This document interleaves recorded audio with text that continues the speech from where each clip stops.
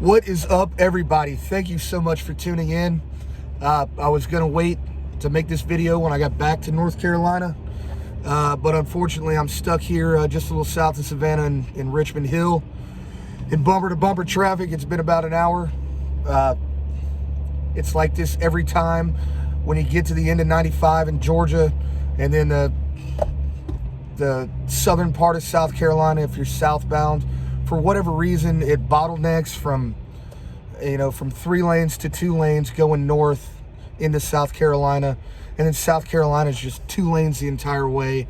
People forget how to drive the last 30 minutes or 30 miles or so at the bottom of South Carolina. So you guys are going to sit here with me in the truck, and we're going to do this video real quick. I want to say thank you guys very much for tuning in. Really appreciate all the help and support I've been getting with the channel lately. Just go down, like, share, comment, subscribe. If you like what you're doing, interact with me so I can interact with you. And we'll keep getting the channel going, growing, and everything else. So for those of y'all that didn't know, I went down to Jacksonville for the Jags game this week. It was by far the best experience I've ever had at a Jaguars game. I've been to a lot of games there as a 12-year season ticket holder. Seen them play on the road a bunch, been to a bunch of NFL games, but that Jags game on Saturday night, it was up there with any college game I've ever been to. It was up there with the 2016 Tennessee-Florida game, up there with the 2013 National Championship Florida State-Auburn. Just the city was buzzing from Thursday night when I got in, and all day Friday and Saturday morning. People that you would never think were Jags fans were talking about the game, wearing jerseys. Got down to the stadium about 4 hours early. Did a little tailgating. You couldn't move around the city. I got down there a little bit before the traffic got bad, but you just couldn't move around once, about 3 hours before kickoff. And usually, for anybody that knows anything about the Jags games, we have a serious ticket sales problem where half the stadium is empty, and half the people that actually do buy tickets are other teams' fans that are coming down for a little Florida vacation so they can get out of their cold Minnesota, Indianapolis, Buffalo, insert team here weather, especially late in the season. But Jaguars at 9-8, the AFC South champions, taking on the 10-7 number 5 seed Los Angeles Chargers. Chargers coming off I think a 5-game winning streak. Herbert's been playing really well. They've suffered from some injuries throughout the season, but jump out on the Jaguars 27-0 at kickoff. It was the loudest I've ever heard a Jags game. Just everybody was so hyped when John Henderson came out and hit the Duval and all that. It was amazing. And then we proceeded to get down 27-0, and before halftime, a lot of the Jags fans left. I'd say probably 8,000 left, and when we finally started the comeback, it was obviously an insane atmosphere, especially for a Jags game. But we never got to score a touchdown and the stadium start rocking when it was at full capacity in a night game too. But I'd say the story of the game was Trevor Lawrence. Just a tale of two halves. We've seen Trevor Lawrence play some really good football and some really bad football. Comes out, throws 4 interceptions in the first half. Just every time the ball left his hands, somebody was there knocking it down, jumping routes, intercepting it. We had a punt go off of a gunner and turn the ball over inside of our own 10, and the outlook was bleak. A lot of people in the stands getting real negative, saying that we're a joke, that we're an embarrassment, that we had no business in the playoffs. A lot of people left and quit, and we sat there and stuck it out. And right before halftime, Trevor Lawrence throws a dime, come back out, stop him. Trevor Lawrence then proceeds to throw 4 touchdowns to 4 different receivers. Christian Kirk, Zay Jones, I believe Travis Etienne, and Marvin Jones. The one to Zay Jones was absolutely amazing. Sitting in the north end zone. It was about a 40-yard bomb. Zay Jones got wide open behind the safety.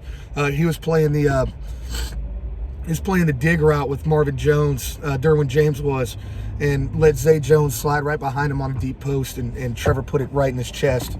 So came down to it at the end. Fantastic call on 4th and 1, T formation. Looked like it was just going to be a Trevor Lawrence QB sneak or run up the middle. They run a stretch play right to Travis Etienne, and he got the corner and picked up 25 yards. Let time expire. Set up a 36-yard field goal, and the Jags won. It was great. I was really hoping for a field storming since I missed out on the Alabama game in Knoxville, but I couldn't influence enough people to do it. So, anyways, elsewhere around the league, when I was at the tailgate, I watched a little bit of that 49ers-Seahawks game. Looked good for a while. The 49ers are just too good.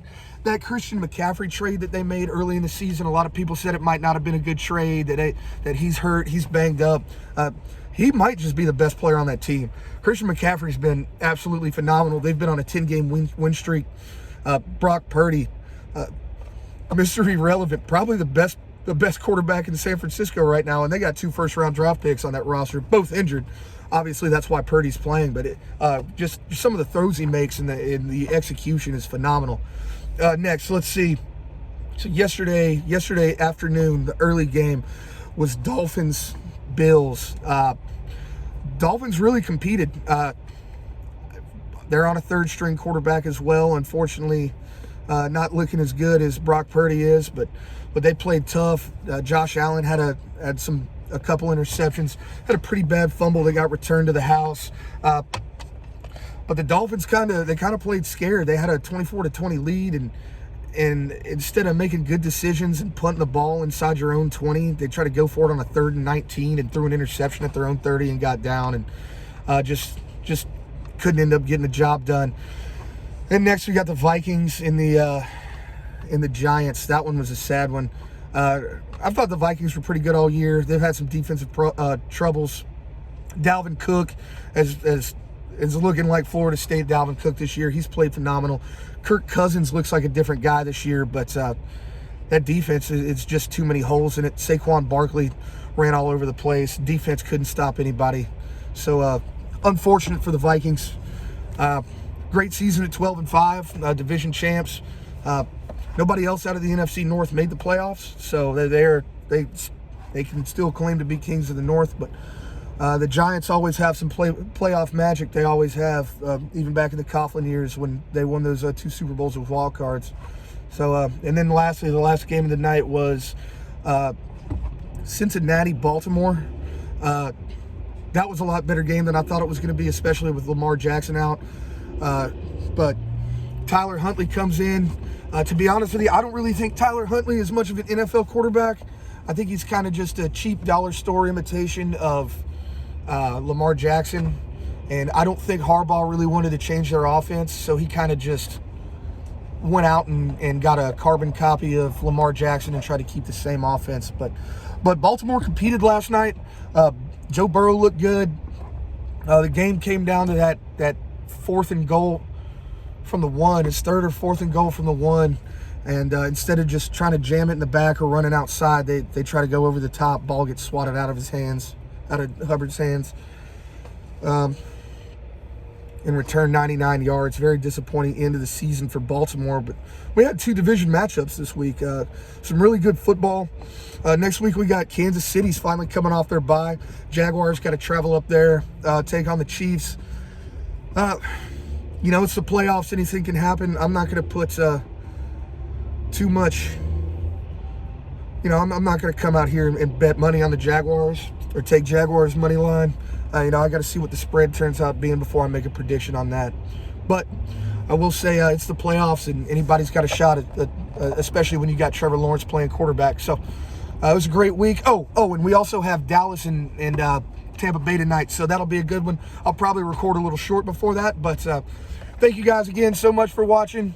Traffic's starting to pick up a little bit, but I know it's only going to be for so long, so hopefully I'll see you guys tonight. Y'all take care. Peace. Go Vols.